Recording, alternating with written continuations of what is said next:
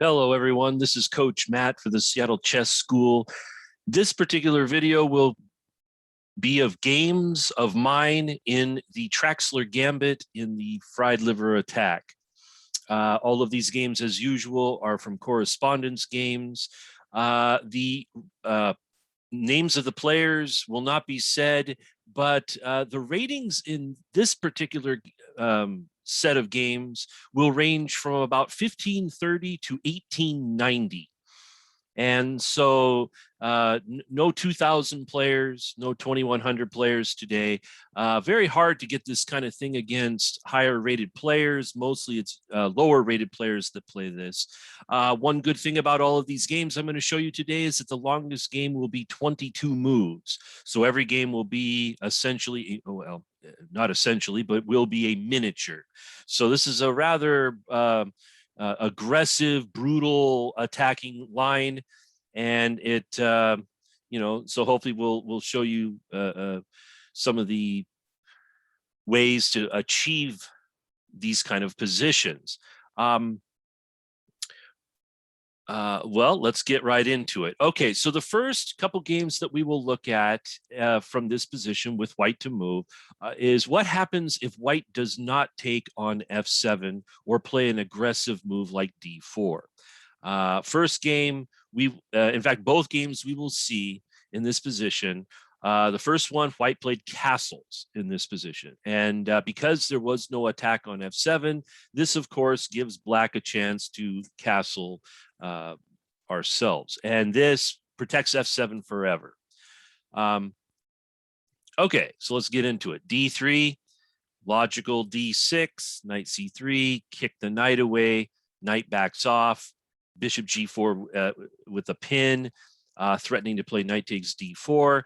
And again, in my opinion, black has got a model position here and can be extremely happy with the opening. All right, so in game one of this position, both games reach this position. So this means that this is something that could possibly be achieved in your games. The first player played h3 with a kick. Now, in this position, there is no reason to capture on f3, even though after queen takes f3, we could play knight to d4 with a tempo and queen to d1. It is actually much better in this position to keep the pin with bishop to h5. And now, again, we're threatening knight to d4, which could be diffused with bishop to e3. And we will see something like that in game two. But this particular opponent wanted to break the pin right away with g4. And this is basically the losing move. The reason why it loses is that black can just simply sacrifice the knight. And when white captures back, black captures, and the G file is completely weak. This pin is completely strong. Black already has threats of knight to d4 or queen to f6, and this is going to make unbearable pressure on the knight on f3.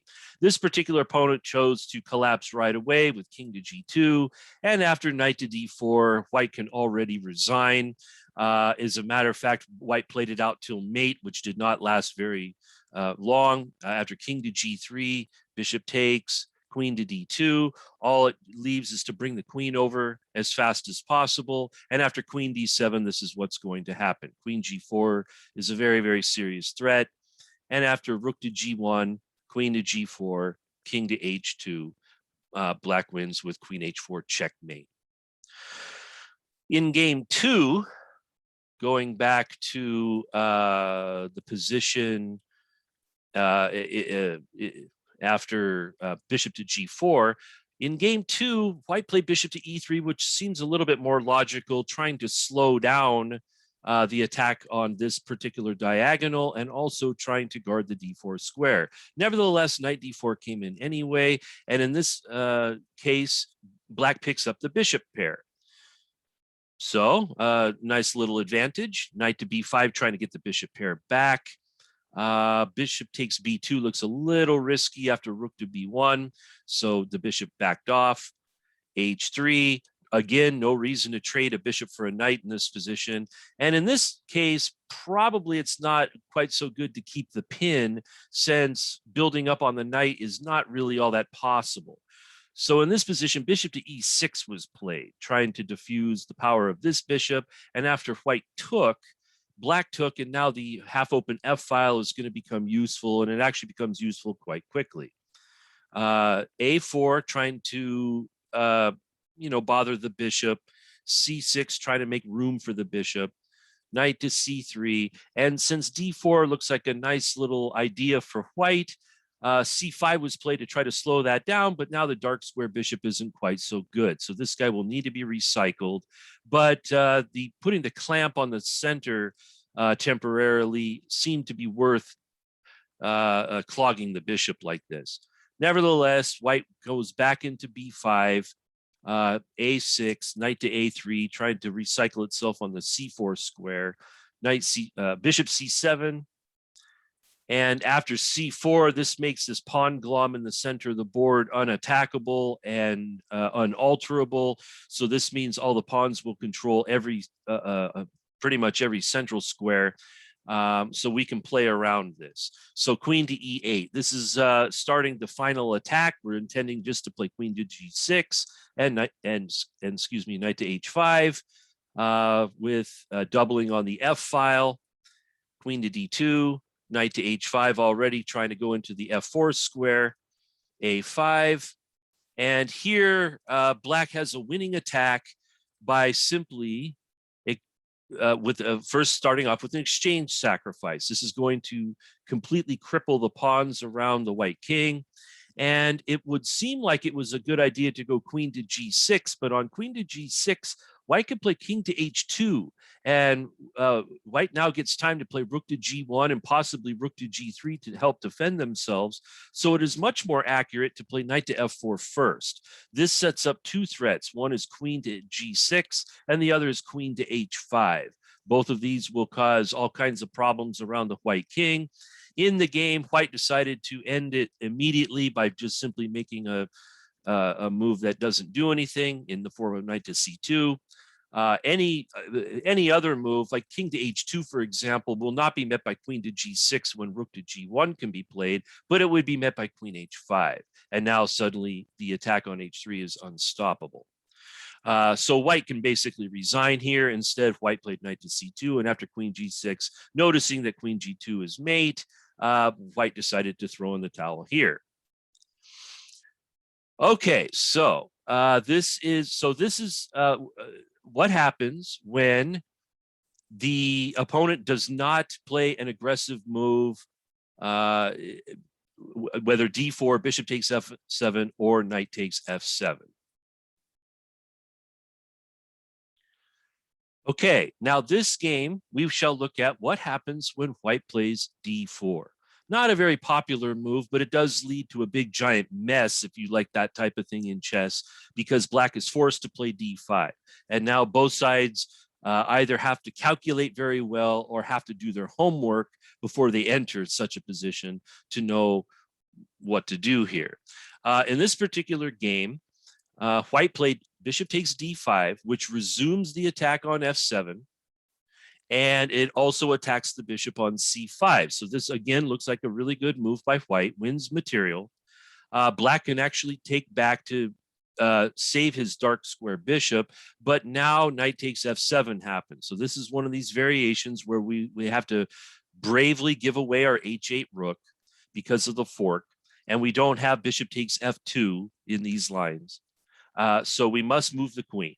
And when they capture our rook, we are simply down a pawn and a rook here. So we now, as the arrows show here, one of the drawbacks from white's point of view is the amount of time, the amount of tempi that it took to win this rook. White had to play at least 1, 2, 3, 4 moves with the knight and had to play 2 more moves with the bishop, and we are on move 8. So 6 of the 8 moves were with 2 pieces. The classical way of playing chess says that that is not the best way to play chess. It's best to develop all of your pieces one at a time, which is the theory.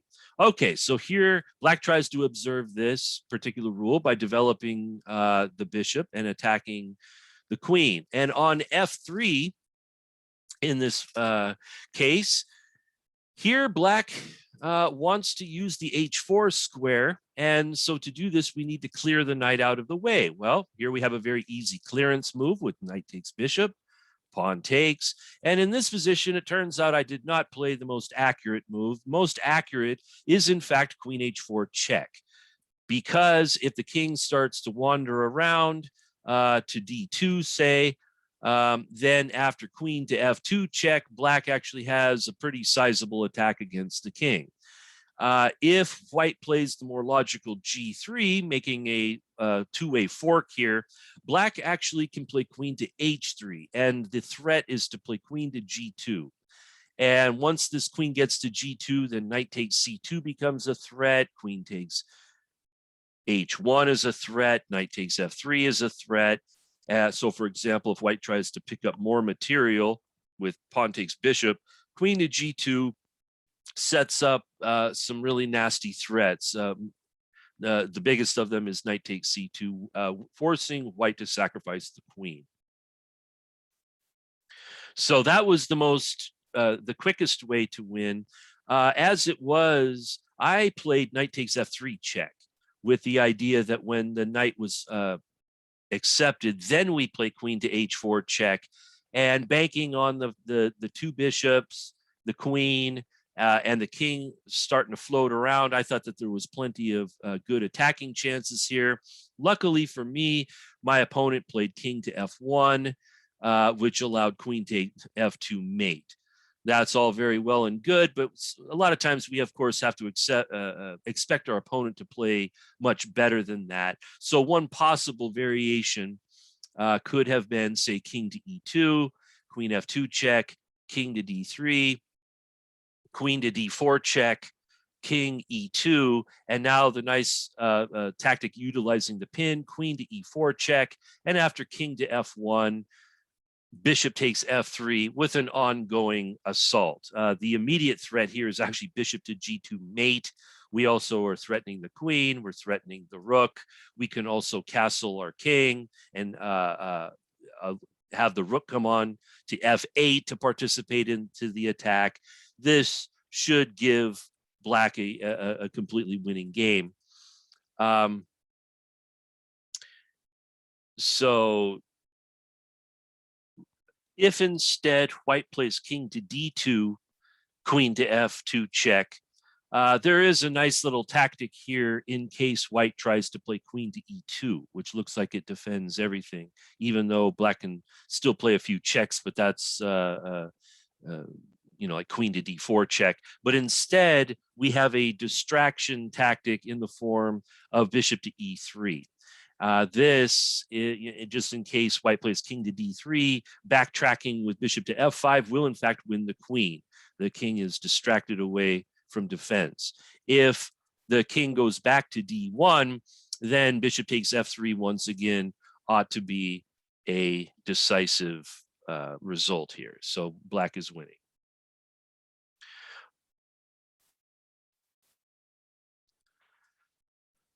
Okay, so the next game, going back to this position, instead of castling or pawn to d4, we shall look at games where white accepts the sacrifice with the knight to f7, not only winning a pawn, but forking the queen and the rook. All right, now as explained in the theoretical video, black should throw in bishop takes f2 check. This is the key to the attack. This is going to make it so that white cannot castle at the very least, and will have some difficulties in defending their king. Now, one move I did not cover in the theoretical section is the move king to f1. What happens if white refuses the sacrifice? Now, in this case, white again cannot castle, and in addition to that, if they capture the bishop later on, this is going to waste an entire move, which is very, very critical in these kind of positions. If the king does not end up taking the bishop, then the bishop ends up being something that is useful for black. And in many cases, the bishop can actually back up to, say, h4 and clear the f2 square for a possible invasion from another piece. Okay, so this position with king to f1 was reached in a couple of games. And here, of course, since the fork is still on, we must save our queen and say goodbye to the rook once again. Okay. So we need to get our rest of our pieces out. So black has a very forcing move in this position, and that is d5. This is the key to the position. This, of course, makes a fork on e4 and c4, but more importantly, it's allowing for the light square bishop to get into the game via g4. Okay, so this pawn was also accepted, and this attacks the knight. So it's very important to save the knight first. And this, of course, adds some oomph to bishop to g4, which is now a major threat, which will actually win the queen. Even if white backs up with the bishop to block it, simply bishop takes e2 check will win the queen. So white needs to make a move that gives some space for the queen to run around. So most logically, the move is to play is c3. This not only gives the queen the access to the a4 square, it also attacks the knight. Okay, so we need quick development in this line as normal. So bishop to g4 is very logical. And queen to a4, saving the queen, only move. And now this was the key move to the game here, because we have various ways to get out of check, but each move that blocks the check actually has some drawback except for one of them. Now, for example, if black plays bishop to d7 check, white could presumably go back to d1, and after bishop g4, queen a4, it's a silent offer of a draw. Yeah, just by simply repeating. Now, of course, that's not what we want in this position. We actually have a pretty sizable attack, so drawing is not really acceptable. Now, if we play a move like b5, this gives white the option of capturing twice on b5, winning a second pawn, and weakening the squares on the queen side, which gives white some chances. If black decides to play king f8 or king to d8, this will end the checks that white can throw in. However, it makes it so that the rook on a8 is much slower in getting into the game if needed. Playing a move like c6, also the same thing. White could possibly play pawn takes c6 and resume the initiative. The good move in this position is knight to d7. What this does is it makes it so that the f6 square is now clear for the queen. Once the queen gets to f6, this will completely bother this king that's sitting here on f1 precariously. Also, black has the option of castling in such a way that if white actually responds to castling by queen takes a7, white is not threatening checkmate on a8 when the knight can actually back up to b8 and block the check. So in this case, we have the ability to take the castled rook and move it over to f8 and still continue to bother the king on f1, in addition to the fact that we could possibly have the time to pick up the knight in the corner. Okay, so knight to d7, but the main excellence of knight to d7 is the clearance of f6. Okay, so in this game, white actually took the bishop only now, and the f3 square becomes of prime importance, so it's nice to weaken this square first. So instead of playing queen to f6 in this position, I chose to play queen h4 check, which is a lot more forcing, and it also is making white weaken their position. So after g3, f3 is now totally unguarded. Then we go back to f6, and we have all kinds of pieces jumping in possibly to the f3 square. Here, white played king to e1, and this was the toughest move of the game because white is now threatening to play rook f1. If black makes a move like, say, knight to f3 check, white can voluntarily walk into the disco here from the bishop because white isn't going to be losing heavy duty material to any discovery check that the knight can make. And if, say, for example, black chooses to eat a pawn for whatever reason after king to c2 and bishop to f5 and king to b3, we would like to play knight c5 and win the queen. Unfortunately, it's pinned to our king. And if white gets a chance to, say, hide out on a3, white has got good chances of saving all the extra material that they possess at the moment. Okay, so it seems like knight f3 would be a good move, but it isn't. It would also seem like that queen f3 would be a good move, but like I said, that might be walking into rook f1. And then there might be some technical issues with our own king. But it was at this moment that we came up with the move queen f5. Queen f5. Now, the queen at e4 is the real threat, but the point is that this is the only move that stops rook f1. If white chooses to play rook f1 now the king is a lot more cramped, and knight to c2 actually wins the queen. The king cannot move anywhere, and so white will be forced to sack the queen in order to get out of checkmate. So this is the only move that stops rook to f1. In the game, white chose to accept another piece. So here we're in a position, we are down a rook, a bishop, and a knight. But of course, we have the bishop and queen against an exposed king, and that should be more than good enough. So queen to e4, and after king to f2, we would love to take this rook, but we would also like to take it with tempo. And the way to take it with tempo is to not take the rook right away, but to give queen f3 check. So this way, if the king goes back to g1 and totally traps himself, we can play bishop to h3, and there will be an unstoppable mate on g2. So the only way to play to try to survive is king to e1. Then we collect the rook with check. And I believe here white did not make the best move and allowed himself to get mated very quickly. He went king to f2, and this was a simple matter of taking things with check, king to e3, taking something with check, and he tries to run out into outer space, but queen f3 traps the king and makes checkmate. So the game is now over on move 19. Okay, so that was one game after the king to f1 move. A second game went queen to e7, knight takes rook, d5 as normal, e takes d, knight to d4. Now, in game number 2, instead of playing c3, which allowed the bishop g4 resource, white now chose to take the bishop. But this still doesn't change much, and the white king is still in mortal danger here. Bishop to g4 again develops more pieces very quickly with tempo. Queen to e1, which does allow knight takes c2. So suddenly we're the one with the fork.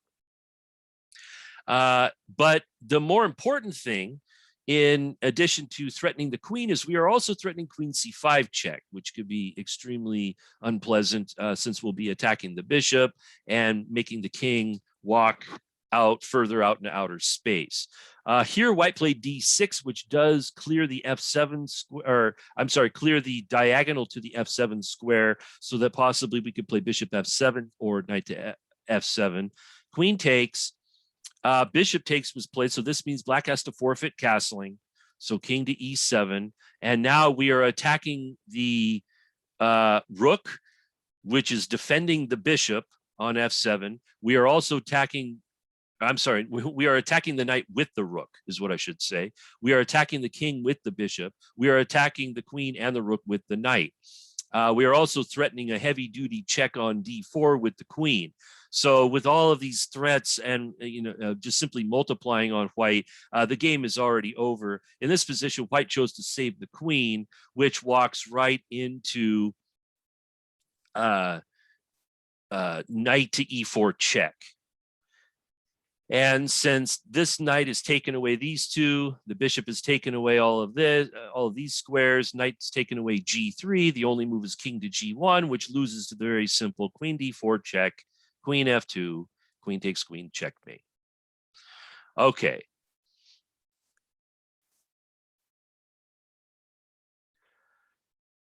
All right.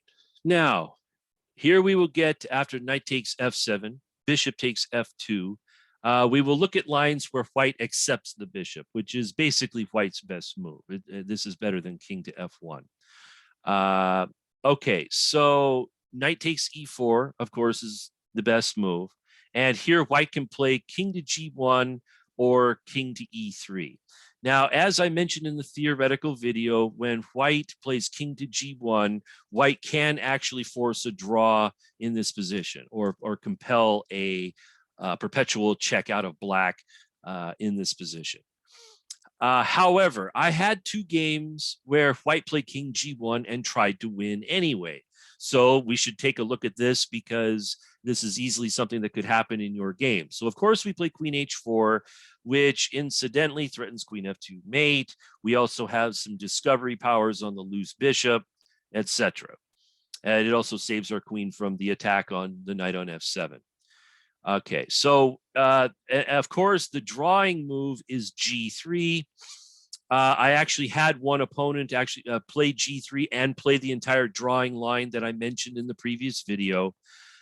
So the 2 ways that were tried against me where white tried to win is when they play queen to f3, which does guard the f2 square, and it also introduces the queen into some sort of attack, especially if white gets time to take the rook on h8, then f7 will be uncovered. And it looks like that we could sneak in queen to e1 check, but this isn't all that nifty when white can just simply go back to f1 with the queen, and black's attack dries out really quickly. But I mean queen e1 is a potential resource. But as usual in these Traxler gambit lines, if you get a chance to save your rook, it is usually good to do so. So here we can play rook to f8, which not only saves the rook, it makes a really nifty pin on the f file here. So both opponents played g3. I sacrificed my knight against both opponents. Both of them accepted, which of course hits the queen a couple of times. And here's where we use our discovery resource on the bishop. And now the threat is queen takes knight. And since this threat really can't be stopped, then this position is already unpleasant for white. And in fact, white is the one that's gambiting material here. As a matter of fact, they've gambited at least one pawn. Once we white is up a piece temporarily, but once we collect this knight on f7, we get the piece back, and black will be up at least a pawn in that position. So, and we're getting closer to an end game. So this is a perfect time to switch the gambit roles around. So now our opponents are the ones that are gambiting and not us. Okay, so one game featured white getting one of their pawns back, and after exchanging on f7, and rook takes f7 was probably a bit risky because of rook to h8. So here we can afford to trade queens and go into this end game a pawn up. And king g6, as highlighted here, is going to be a nice outpost for the king. Very hard to attack the king out there. It's going to make the white rook leave, and it will just be a simple matter of trying to develop the rest of our pieces. Okay, so d3, trying to free up the bishop. We go for a quick attack here in knight to d4, of course, threatening knight c2, which was defended.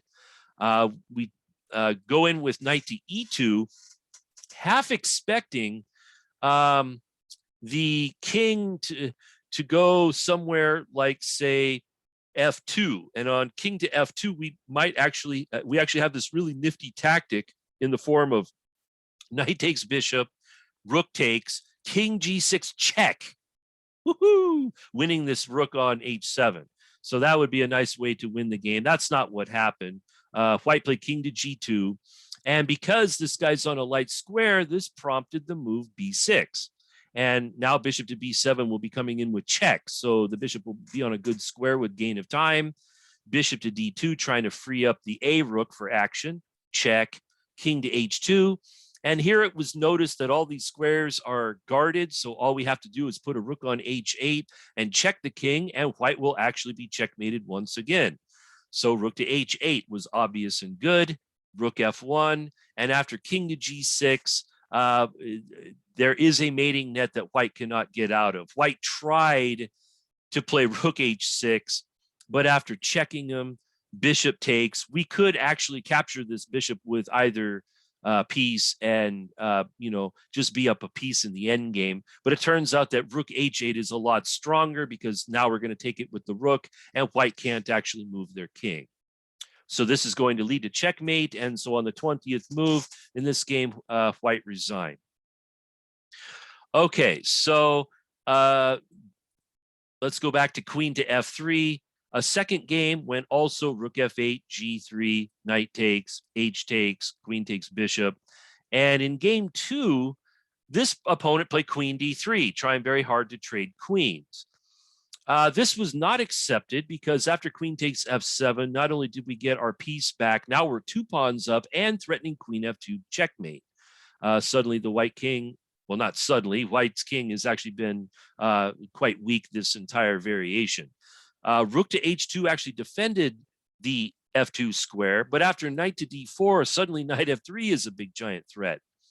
And after king to h1, here I do not think that I played the best move. I actually played queen d5, which was met by resigns.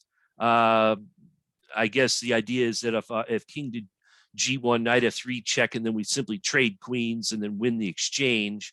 And if rook to g2, then probably something like just simply b6 followed by bishop to b7 or something like that, or possibly rook to g2, rook f6 might be a little bit of a problem with rook h6 coming in, followed by knight f3, some sort of ongoing attack.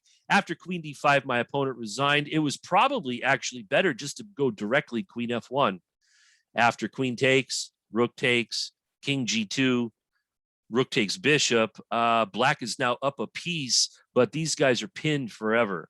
Well, not forever, but you see what I mean, that white's down more than one piece in this position. So this is probably even more devastating than what happened.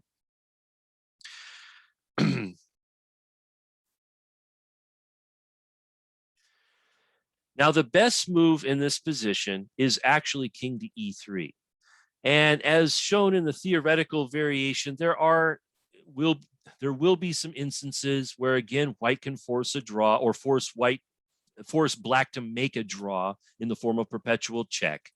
But I would say that this position does hold some fight. And after, okay, so king to e3 is basically, as the highlights show here, white's strategy is to collect as much material as possible, even if that means dragging the king out in outer space somewhere. As long as you keep collecting material, the idea is that you could possibly survive the storm. Queen to h4 threatens queen f4 or queen f2. g3 blocks both. And after capture, we do not take the bishop because of knight takes rook, but we can play queen d4 check, which compels king to f3. Okay, now in this particular game, I only got to face this variation once, and the opponent immediately went wrong. And as a matter of fact, went really wrong. But so what I will say about this is that black, generally speaking, plays 2 moves here, either pawn to d5, which is the move that I played in the game, or they play castle. I'm actually starting to think that castling is actually better. One variation going castle, rook h4. This is the key move, defending the bishop, X-ray style, e4, king to g2. And one article that I saw in this particular position had to do with queen takes bishop, and then knight to g5 was considered an extremely good move based on the fact that black was playing d5. And then in this position, white could play knight takes h7, and it turns out that white has a winning attack. However, for those of you that want to explore this position after the move 10 castles, queen d4, I think it could be the source of some excellent homework here if you wish to explore this position. I don't think that black is worse here at all. The other variation, which was the one that I was trying to get into, is to play d5 immediately instead of castling. We play d5 immediately. And this, of course, will also lead to rook h4, e4 check, king to g2, and castles. And this is the variation that I showed that could possibly lead to, it could lead to a forced draw if white plays queen to h5, as we saw, as I showed you in the theoretical video. There are some other moves that white can try, but I would suggest starting doing your homework from this position if you want to play it in this fashion. I still think that black actually has some good chances here, even though white's got some play on the king's side. Black also has their play in spite of being 2 pieces down, although typically black gets at least one of the pieces back, if not both. But even if they get 1 pawn back, you'll still have 2 pawns for the piece with some ongoing chances for the initiative. So this would be the position to explore.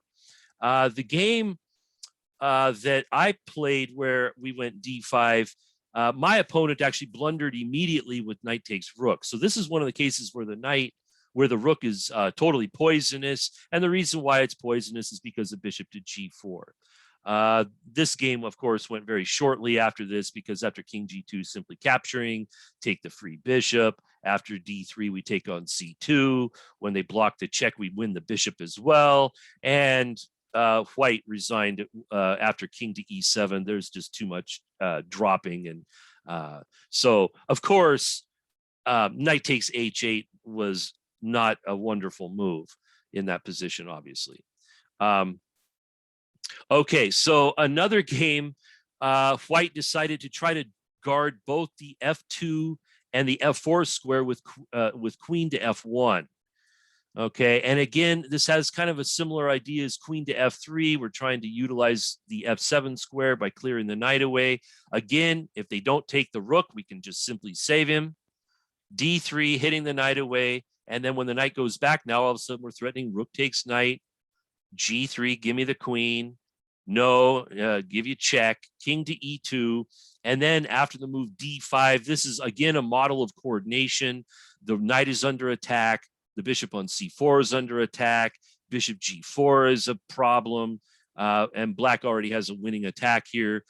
White tried to get fancy with knight to d6, but after capture and saving the bishop, bishop to g4 and the counterattack was on.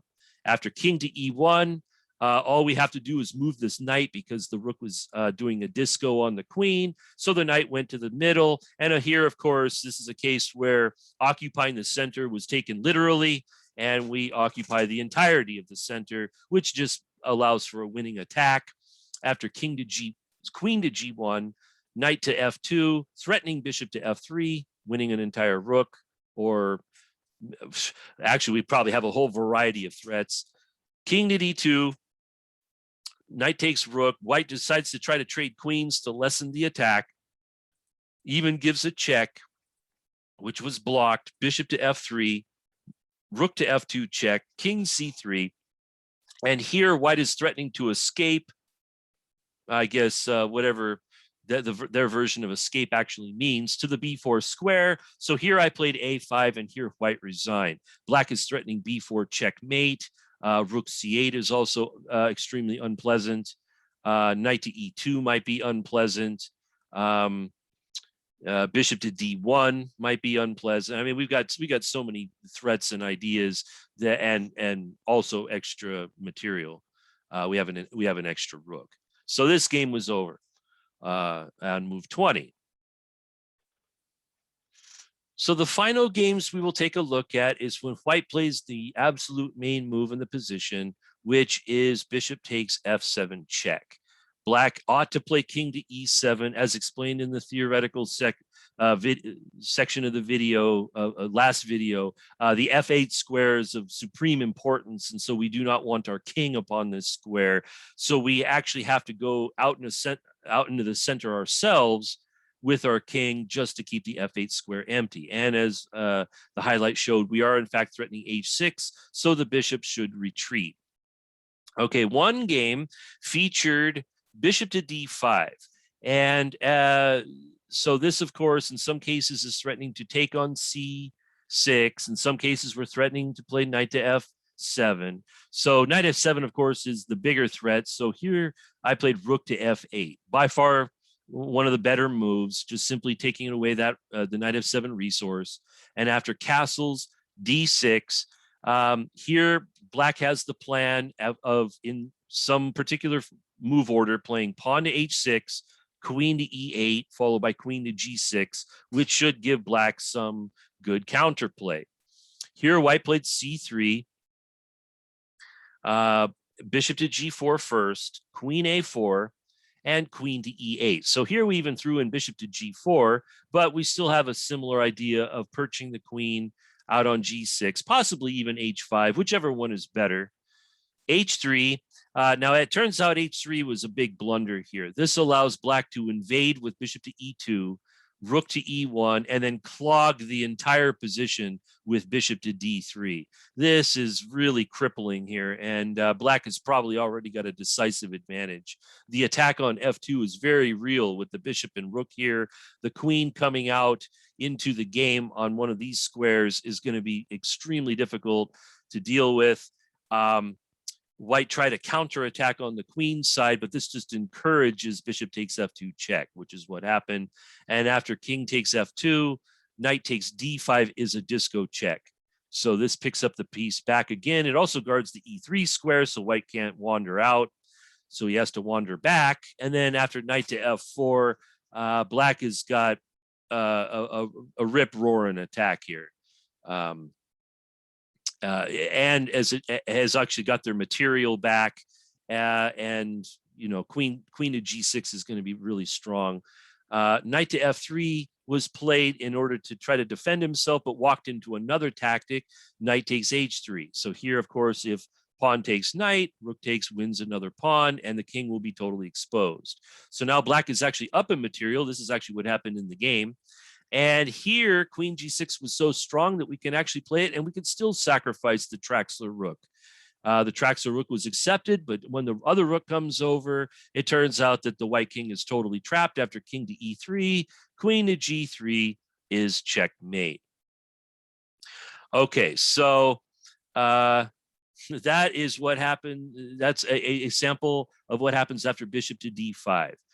Okay, so the absolute main move must be bishop to b3. This guards the bishop in a more solid way. Again, it threatens knight to f7, and so black has to be very alert on how to defend this position. Now, as mentioned in the last video, I have a liking for queen to f8 instead of rook to f8, although rook f8 is certainly fairly logical.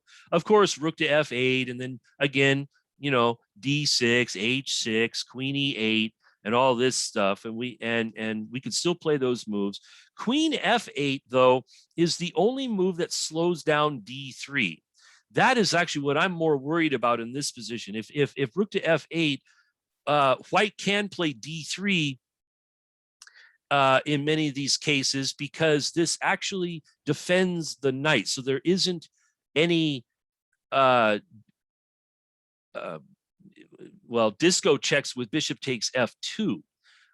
Also, the bishop can come to e3 and try to knock out the influence of the bishop. So just to verify what I was talking about, if bishop takes f2 in this position, king takes f2, and black goes for the double check. When white takes the king and moves it back to e1, it turns out the knight is guarded by the bishop on c1, so black cannot exchange off. And it turns out that this is actually an extremely bad position for black. So, but if we want to stop d3, the only move that does that is queen f8.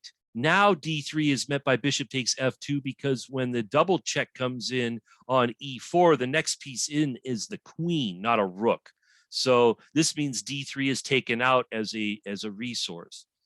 Okay, now you might be wondering, with the queen on f8 like this, and black actually clogging their position somewhat more than the more flexible setup of rook f8 and queen to e8, you might be wondering what happens if white plays knight f7 now, trying to go after the rook and also clogging up the f file. And I would say that's a very good question.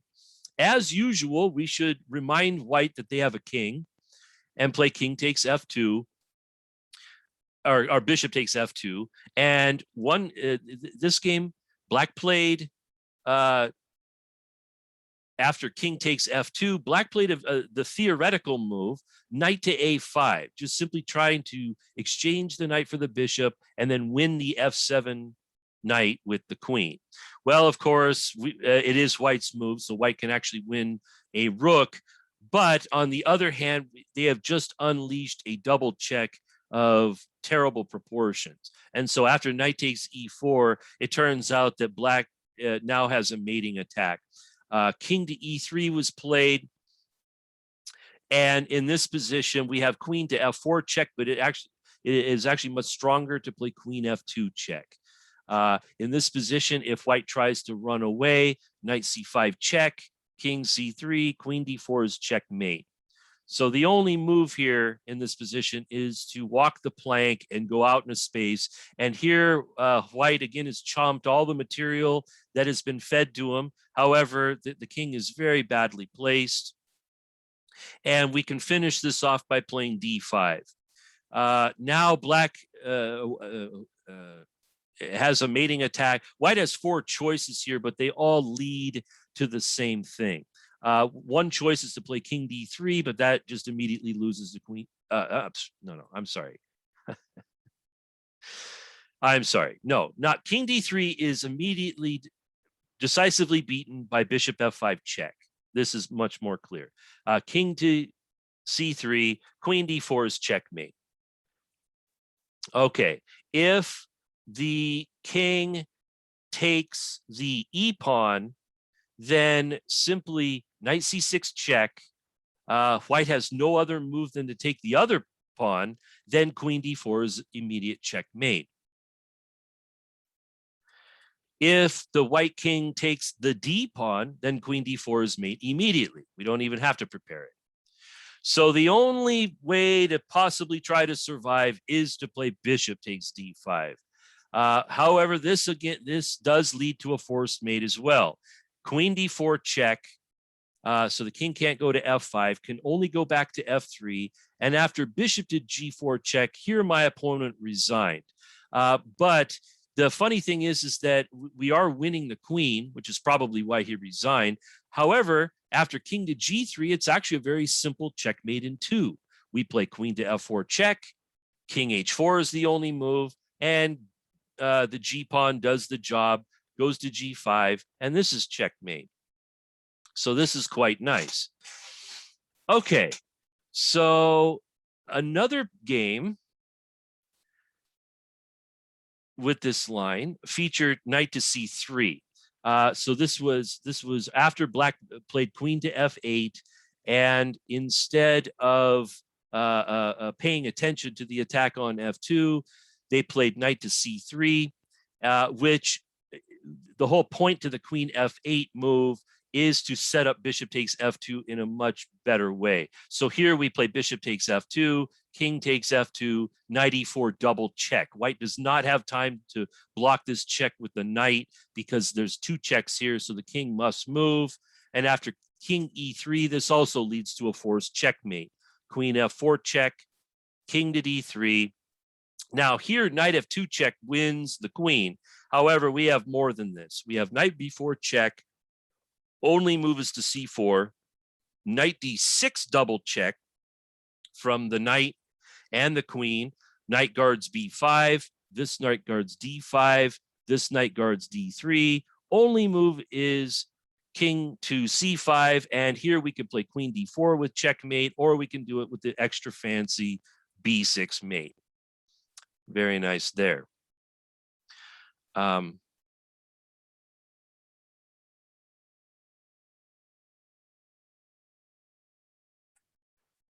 In this particular game, after queen to f8, one opponent actually played the correct castles, which actually adds some excellent protection to the f2 pawn and prevents bishop takes f2.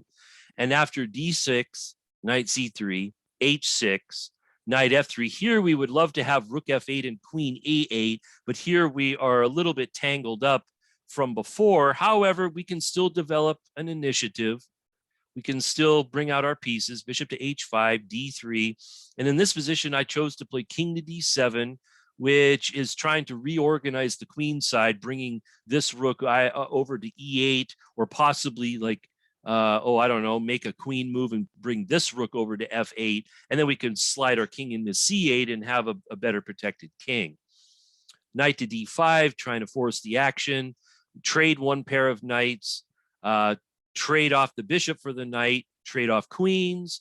And after knight to d4, black still has an ongoing initiative here with the attack on the f3 pawn. Also, a rook coming to f8 is going to double up on the pawn. So black should easily get their pawn back and have a nice advantage. As it was, white played a very tricky move, f4.